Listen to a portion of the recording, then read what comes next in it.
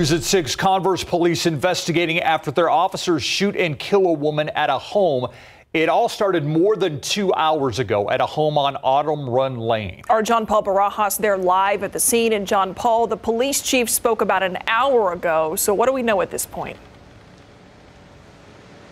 Steve, Myra, what we know right now is one woman is dead and 4 Converse police officers are going to be on administrative leave or administrative duty. The police chief told us that about 2 hours ago they got a call for a suicide in progress. When they arrived, they got to that home where the green car is. It's kind of hard to see right now, but that garage door is open. When they arrived, they saw a woman there holding a gun, pointing it at herself. Thanks to the work of negotiators on scene, they got the woman to actually lay the gun down, but then they tried to use about non-lethal ammunition to try and stun the woman, but that didn't work. Instead, this happened.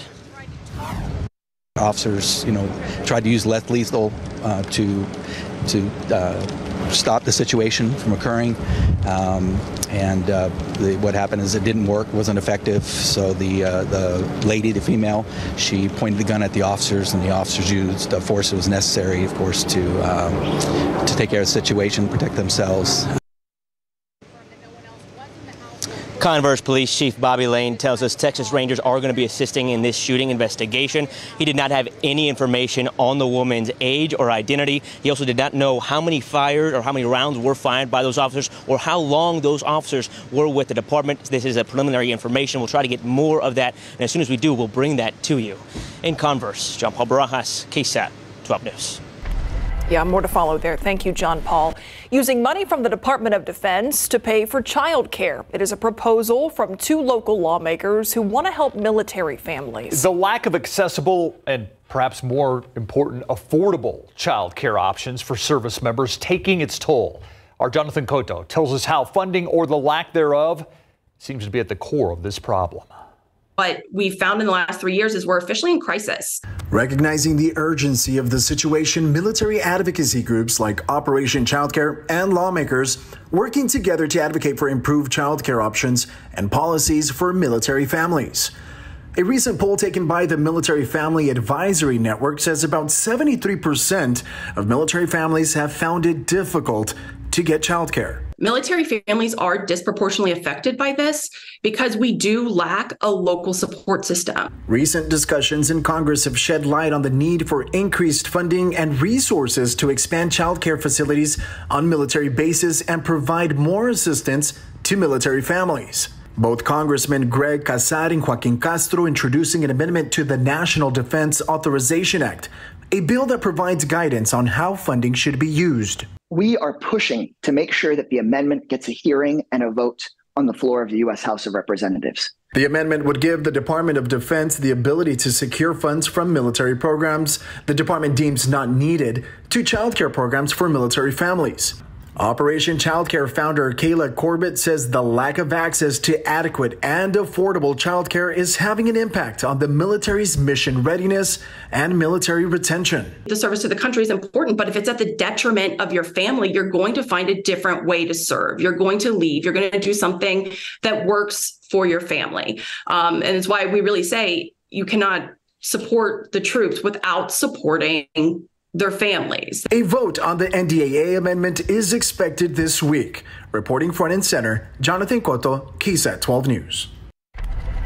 A man accused in the horrific attack of his ex-wife and 2 young daughters, killing one of them, has officially been indicted. A Bexar County grand jury indicting Stephen Clare on 3 charges: capital murder of a child under 10, attempted capital murder of a child under 10, and aggravated assault with a deadly weapon causing serious bodily injury. Clare arrested the same day of the alleged attack back in April. His ex-wife, Mariah Clare, was actually shot multiple times at her Alamo Heights home, and their 2-year-old and 11-month-old daughters had been stabbed. The 11-month-old did not survive her injuries. Clare remains in the Bexar County Jail. His bond has been revoked. The death penalty can be applied in this case, but the district attorney's office says since the case was just indicted, it's too early to predict whether or not they'll seek the death penalty. Clare will be back in court next month. We have learned the name of a wanted man killed in a high-speed chase over the weekend. He's been identified as 39-year-old Richard Anthony Zuniga. That crash happened just after 12:30 a.m. Sunday at the intersection of Enrique Barrera Highway and Callahan Road. According to the Bexar County Sheriff's Office, Zuniga was driving the wrong way in a pickup truck. Two deputies tried to stop him, but they say Zuniga hit a silver Camry at the intersection there. Zuniga was pronounced dead at the scene. After further investigation, BCSO says that Zuniga was wanted for fraud charges out of Michigan. Investigators say the truck he was in was also stolen. We have an update tonight on the shooting of a man. We know the victim is 18 years old. That shooting happened just after 3 p.m. yesterday in the 10,000 block of Breeds Hill Drive. That's on the west side. It's actually not far from Marbach Road. SAPD says the victim in a house with two other men before that shooting happened. The victim shot in the leg, taken to a nearby hospital in critical condition. Officers say they found a gun in the backyard. The suspect ran away. No arrests have been made yet. Tonight, the driver of a pickup truck in critical condition after crashing into a tree late last night. This crash happened around 9:45 in the 400 block of McCarty Road. That's near San Pedro Avenue and not far from North Star Mall.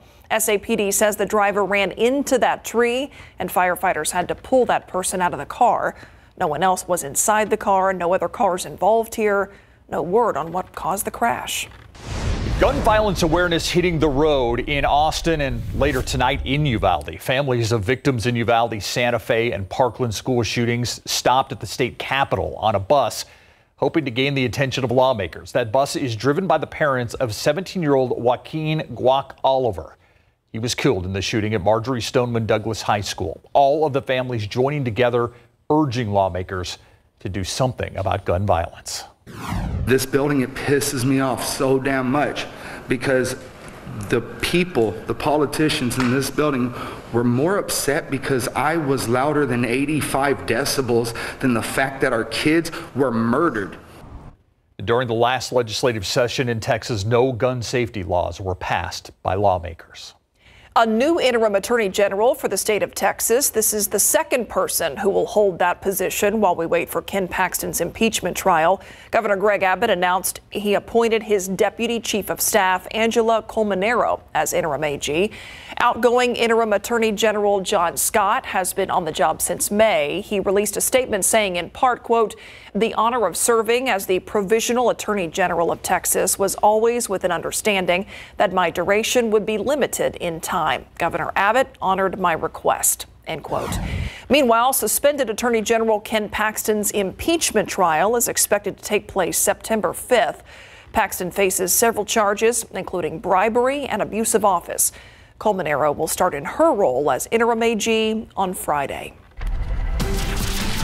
Take a live look outside right now. 103 degrees, and yes, it feels even warmer than that, Adam Caskey. Well, that's the key. The humidity really combining with that heat to cause the oppressive heat indices. And we're going to get to that in a moment. But I do want to point out our high today, 103. That marks our 17th triple-digit day so far this year.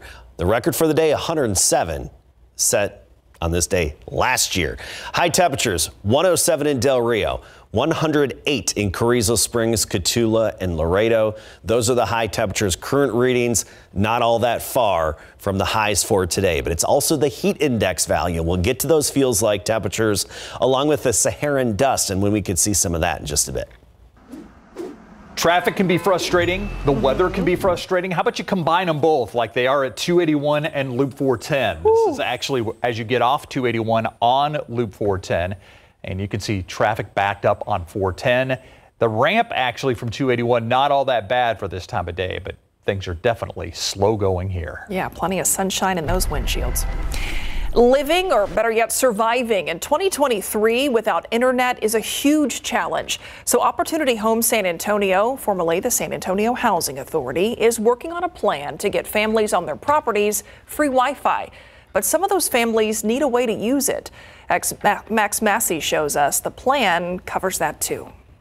The public Wi-Fi is very important because I was able to apply for the RA position that I have because of the public Wi-Fi. Yvonne Andrews and her son use the Opportunity Home public Wi-Fi. 2 of the more than 23,000 people using this to thrive. It gave me more security. It was one less thing I had to stress about. Lauren Dantzler is not only a resident of Opportunity Home San Antonio, she's also commissioner, using her voice to help her neighbors. Not having to pay that extra bill it's very important. It's helping out a lot. We're here at Lincoln Heights, one of the Opportunity Home San Antonio's big 3 locations where families are using this initiative in so many ways. We're talking about things like job applications, education, even medical bills. Your telehealth, your medical portals that you have to get to where you get all your tests and your prescriptions and then everything you do on your pharmacy. Joanna Alvarado, Director of Innovative Technology, tells us that after full connectivity for the residents here, the program's next step,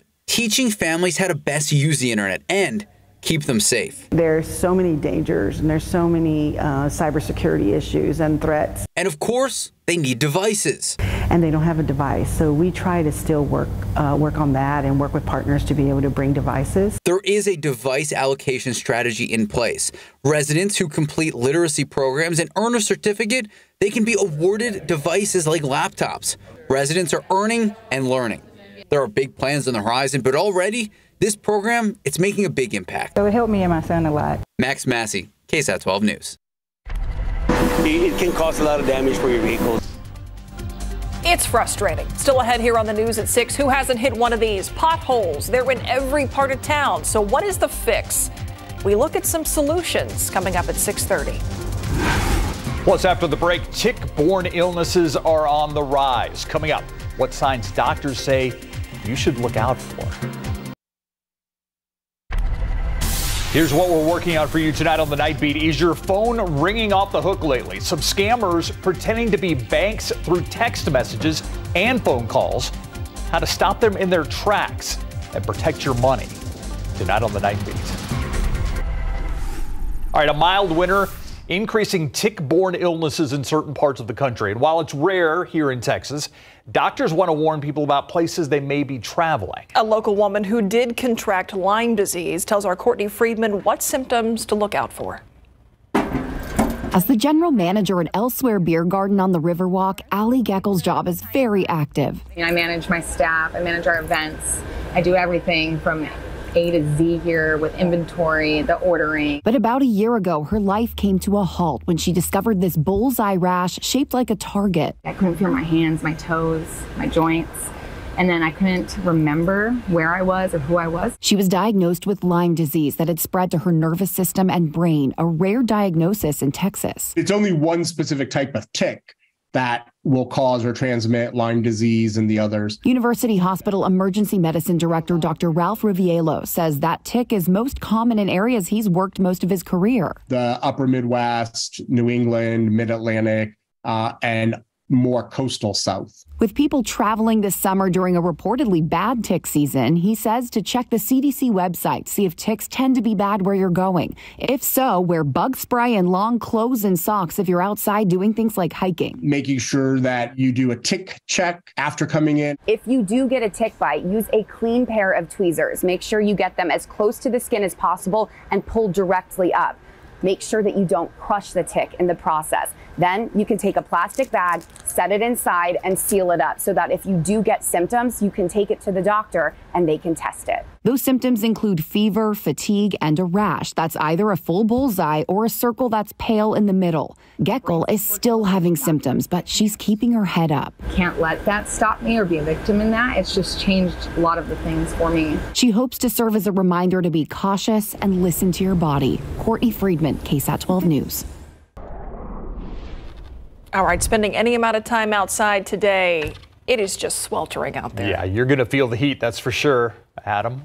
And this trend is going to continue, and we just need to, I guess, adapt. And if you work outdoors or you spend a lot of time outside, take the breaks, get into the shade, try to take some breaks in air conditioning as well. Stay hydrated. Here's a tip as well to help replenish electrolytes. If you work outside and say you're sweating a lot, have a pickle before you go to work. That'll give you that salt your body needs to replenish it after you sweat. I see Myra and Steve giving that look to each other. I'm nodding. Okay, it's Dr. true. Kransky in the house. I learned that from a first aid class. Have a pickle before going out if you sweat a lot in this weather. Okay. Didn't know you were sponsored by Vlasic. More of a Gedney, maybe? I don't know. Okay. I actually like the H-E-B pickles. Okay, let's go. Take a look at our temperatures. And we're talking 100, 102, 103, basically every day for the foreseeable future. We're going to keep tallying up these triple-digit days, but it's not just the heat. Of course, the high humidity that we have in place. Even at this temperature, this time of day, we have our dew point of 69, so it feels like it's 109 degrees in San Antonio. Earlier today, just a couple of hours ago, we had a heat index of 112 officially at the airport. That's what it is at Stinson Airport on the south side. Helotes, same heat index, 112. Comfort, 109. Real deal heat indices that we're talking about out there. Again, not as high as what we had in parts of June, but still oppressive heat index values, and I expect very similar as we get into tomorrow. Look at Uvalde, feels like 109. Carrizo Springs and Eagle Pass feels like 112, and it's because of the very high dew points and unusually high for this time of day. And I still attribute this to the evapotranspiration of all the lush green, well, it used to be lush greenery that we have across south and central Texas. So we have those high dew point levels. As we go through the evening hours, it's going to stay very humid. Air temperatures will drop to 91 at 10 o'clock. By 11 o'clock and midnight, I expect the heat index, or feels like, to finally get below 100. But the actual air temperature at that point will be 84, but a very sticky and muggy 84. Tomorrow, we start the day at 79 at 7 a.m. By noon, we make it to 93 for the temperature at noon, but it's going to feel like it's 106 at the noon hour. And then we get into the afternoon, there's that feels like temperature of 110 by the afternoon, with an actual air temperature of 102. Air temperatures, again, will be in the low 100s for a good portion of our area.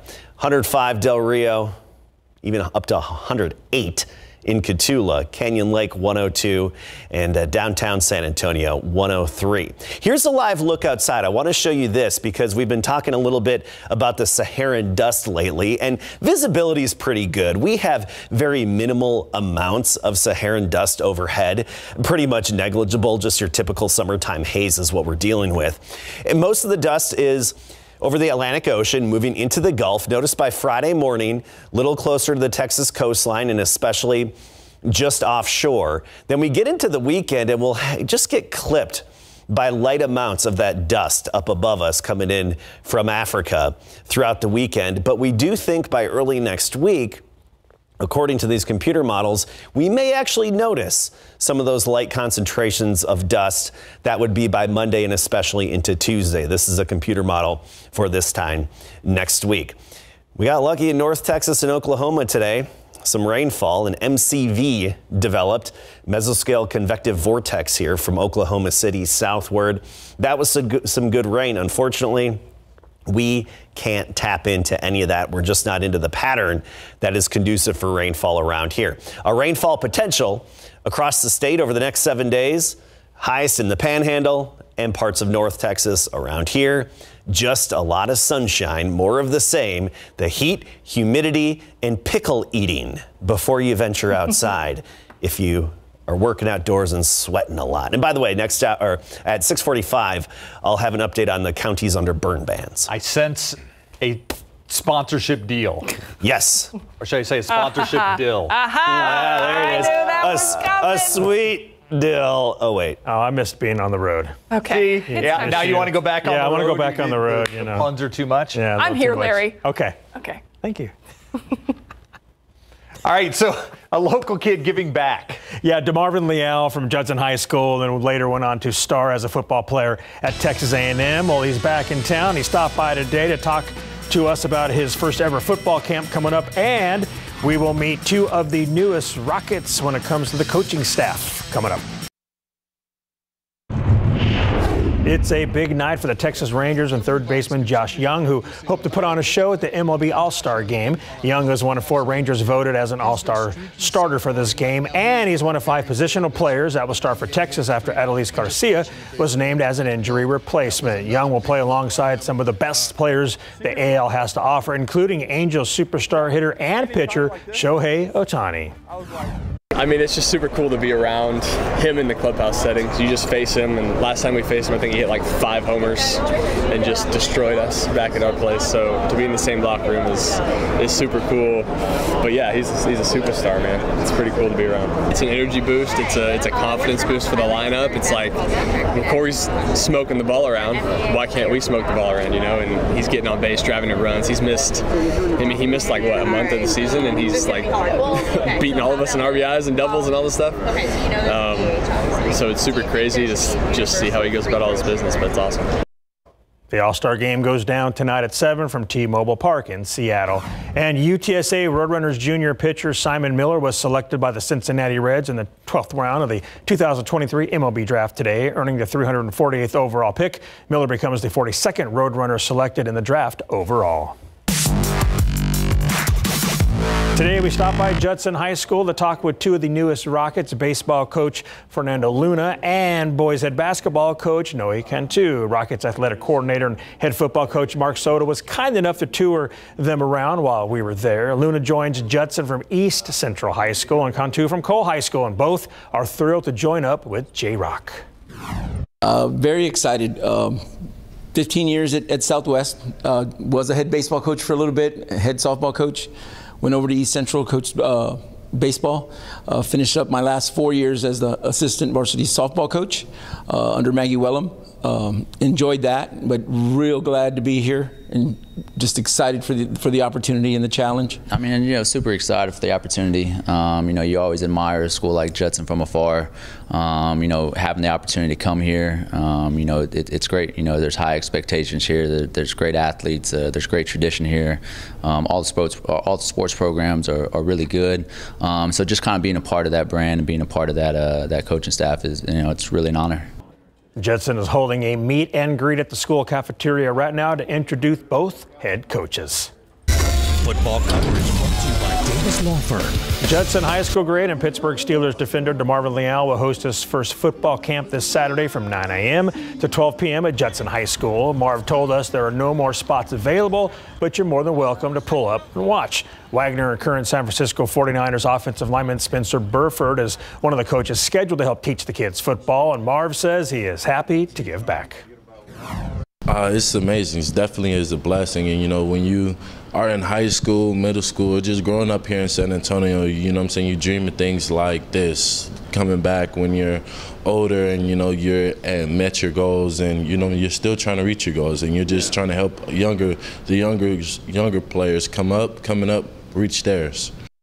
DeMarvin is getting ready for his second NFL training camp with the Pittsburgh Steelers. Ah, yes. Oh, yes. And you're a Steeler fan. Yeah. Very happy to have him on the team. Absolutely. Thanks, Larry. We'll be right back.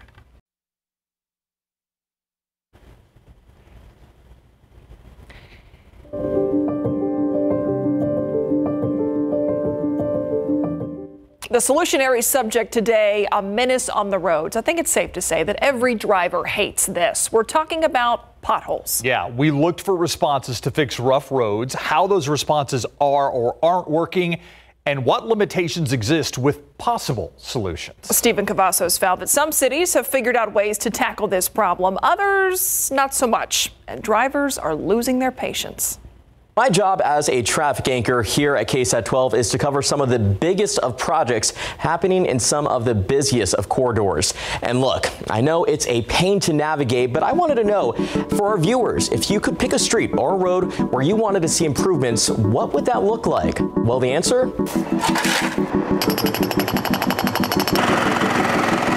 Potholes. And according to our viewers, they can be found just about anywhere in the Alamo City. It can cause a lot of damage for your vehicles. You know, you can have blown tires or damaged oil pans. So it is a hazard, and we want to make sure that we address them as fast as we can. We have a 48-hour turnaround. So, you know, we pride ourselves in that. So it is pretty important that we take care of the meeting.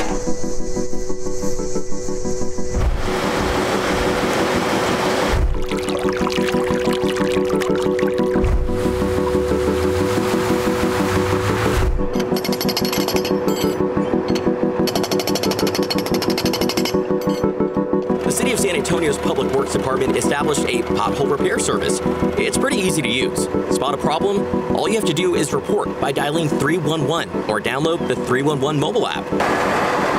The Pothole Patrol arrives to the scene, investigates, and will make the repairs as needed.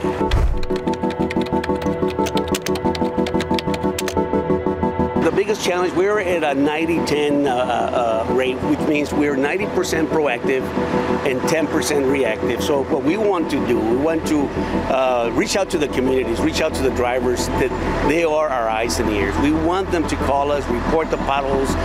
We can't go out there and find them all on their own. There is no fee to have a pothole repaired. Tapia says it's residents' tax dollars at work. Seems like a simple solution, but for our neighbors in the small town of Jordanton, the problem is growing bigger. Okay. You can hear it. Those are potholes that we're driving over. We're actually driving through Brown Avenue, which is off one of the main streets here. It's actually a residential area, and potholes seem to be the big problem out here. Residents have been vocal about it on social media, so we're out here to take a look and hopefully find some solution. It just gets worse and worse. This is Mary J. Joseph. She doesn't live in Jordanton, but commutes through these roads on a daily basis. I asked her to point me to some of the problem spots. Cedar Road there, this intersection down here, and Mesquite. I mean, just pick one. If you drive, except for 16, whatever road, and the main road, whatever road you drive on, it's full of it. She wasn't kidding. Left, right, and center, we found potholes on almost every nearby street. Yeah. Condition of the roads here in Jordanton is pretty bad. You have to cut down on speeding because you can't go real fast. But, you know, you fear that you're going to blow out a tire or break an axle or something. The problems were first identified in what town leaders refer to as a 1991 master plan. Here's what they found. Lack of curbs and gutters for proper drainage, increase in drought-related waterline breaks, inadequate equipment, and properly trained staff were just some of the issues that contributed to the deteriorating roadways. Mayor Robert Williams and I spoke over the phone and email exchange.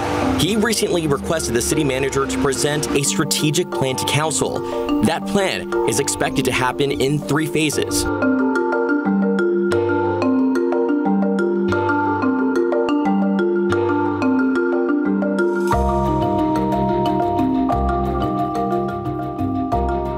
The city manager plans to dedicate $250,000 in street maintenance and repair. That's more than they've spent in the last 5 years combined.